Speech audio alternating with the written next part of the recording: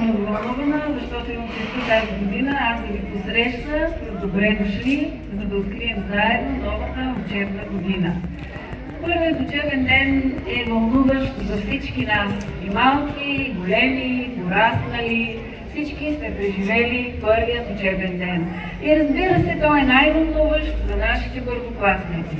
Мили деца, за първи път прекрачвате прага на нашето училище. Пожелавам ви да бъдете смели и отговорни, да вярвате на своите учители и да изграждате истински приятелства за времето прекарано в училище.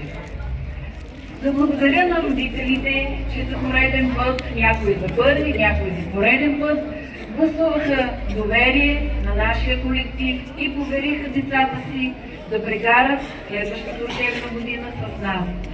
Скъпи родители, пътят, който трябва да извървим заедно, е нелек, но ако всички гледаме в една посока, ако си вярваме, ако се подкрепяме, ще можем в края на годината да се поздравим с една успешно премината учебна година.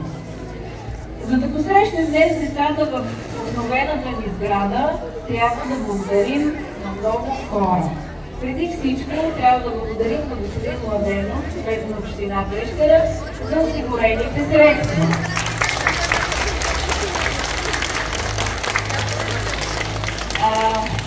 Трябва да благодарим на господин Петронов, управител на фирмата изпълнител, и на госпожа Румяна Григорова, нашия строг надзор.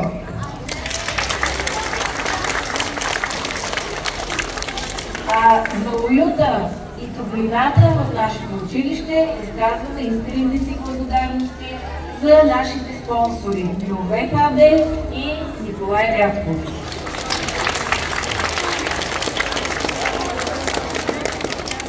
Ще поздравя не на последно място и всички колеги. Колеги, пожелавам на всички нас преди всичко здраве и много успехи.